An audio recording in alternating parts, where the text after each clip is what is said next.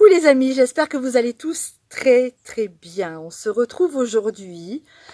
C'est une belle journée ensoleillée. Le mois de septembre commence très bien en Bretagne. On se retrouve côté habitation, une partie du terrain que vous connaissez peut-être moins bien. On va parler aujourd'hui de conservation. Aujourd'hui, je vais vous dévoiler la façon la plus simple, la plus rapide et la plus facile que j'ai pu tester pour conserver les tomates. Ce merveilleux fruit qui est en pleine explosion en ce moment dans la serre. On va d'ailleurs tout de suite aller rejoindre Thierry qui s'y trouve et on va ramasser quelques tomates et je vous dévoile après mon secret pour conserver les tomates de façon pouf, simplissime. Allez, c'est parti, on se retrouve dans la serre. Bonjour les amis, on est dans la serre à tomates. On en a parlé toute cette année, c'était vraiment l'année où il fallait parler des serres. On est en pleine récolte, on est le 1er septembre, on a déjà eu des belles récoltes à partir, ça a commencé à partir de la mi-juillet cette année. Et puis là, déjà maintenant on est dans la profusion. Donc une famille en France, ça consomme à peu près 20 kg de tomates par an. C'est énorme quand même. Plus 18,4 kg de produits dérivés. C'est-à-dire que des produits dérivés, c'est les sauces tomates qu'on achète, les pizzas qu'on achète, les produits qu'on n'a pas fait nous-mêmes. Ça fait partie de ça. Mais si vous les faites vous-même à la maison, les 18,4 kg de tomates, vous en aurez besoin quand même. Ça veut dire qu'il faut prévoir à peu près une quarantaine de kilos de tomates par an pour avoir une quarantaine de kilos de tomates très simplement d'une vingtaine de pieds. Donc après on les mélange, les tomates cerises, les tomates ananas, les tomates cœur de bœuf, les tomates marmandes ou les tomates de conserve. Il y a plein de choses. Et puis là on a des potirons écarlates cette année, on a plein d'autres. Mais les variétés, ça n'a rien à voir avec la quantité. Donc vous savez qu'avec une quarantaine de kilos de tomates, vous pourrez tout faire par an. Cette année, chez Popote et Potager, nous on calcule toujours pour 8 personnes, donc on multiplie à peu près par 2 toutes nos cultures.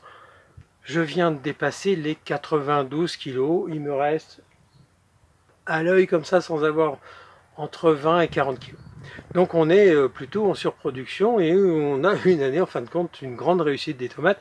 Alors merci à Serre en Direct, parce que sans leurs conseils et leur prodigation des bons soins qu'on a eu, et puis après toute la malice qu'on peut avoir entre la finesse du mauvais temps, le milieu qui arrive, on a réussi à jongler, on est passé entre les gouttes. On n'a pas oublié surtout de planter les plants le bon jour avec la lune. On dit que ça n'a pas d'importance, mais en attendant, nous n'avons pas eu de soucis avec nos tomates. Alors est-ce que c'est ça qui en fait la raison? Non, peut-être pas, mais ça y contribue. Tout ça, ça fait partie d'un tout. On y reviendra largement très prochainement.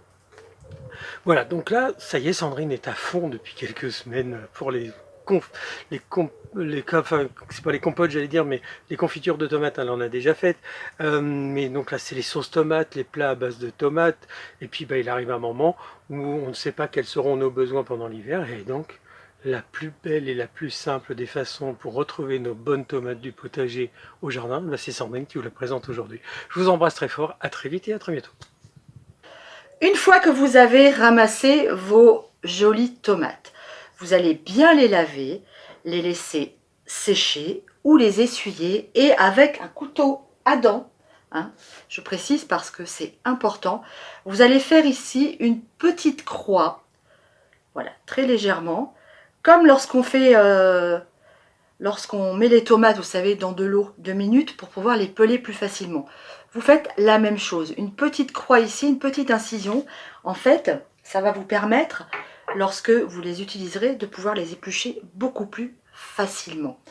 Une fois que vous avez fait cette incision, vous allez placer vos tomates entières sans enlever le petit pédoncule. Vous le laissez au congélateur. Dans un tiroir du congélateur, vous mettez toutes vos tomates à plat et vous les laissez congeler. Essayez de booster votre congélateur, d'appuyer sur le bouton boost pour que ça aille plus vite. Vous les laissez au minimum 24 heures. Le lendemain, vous retournez dans votre congélateur, vous prenez vos tomates qui sont congelées et vous les placez dans des sacs à congélation tout simplement.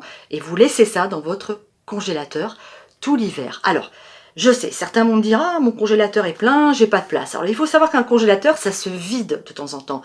Les légumes, les fruits, la viande ou le poisson ont une durée de vie, une durée de vie limitée dans un congélateur. Alors vous pourrez le manger au bout de 2 ans, vous pourrez manger votre bout de viande ou vos légumes, mais sachez qu'ils n'auront plus aucune valeur nutritive et le goût en sera largement altéré. Donc normalement, des légumes, d'une saison à l'autre, on ne doit plus en avoir dans le congélateur. Donc normalement, vous devriez avoir de la place.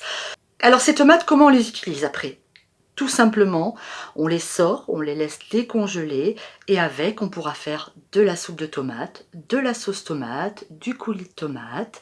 On pourra faire des plats comme du chili con carne ou tous les plats qui sont à base de tomates comme si elles étaient fraîches. Voilà, j'espère que cette astuce vous aura plu. Je vous fais des gros bisous. N'oubliez pas de nous laisser un joli petit pouce, de laisser un commentaire si vous le souhaitez. Sachez qu'on répond toujours aux commentaires, sauf ceux qui partent en spam directement. Désolé, il y a des filtres pour certains mots qui ne sont pas toujours appropriés. Parfois, les messages partent en spam. On vous embrasse. Mouah, gros bisous. On se retrouve demain pour la recette veggie. Et oui, le lundi chez Papote et Potager, c'est veggie. Ciao les amis.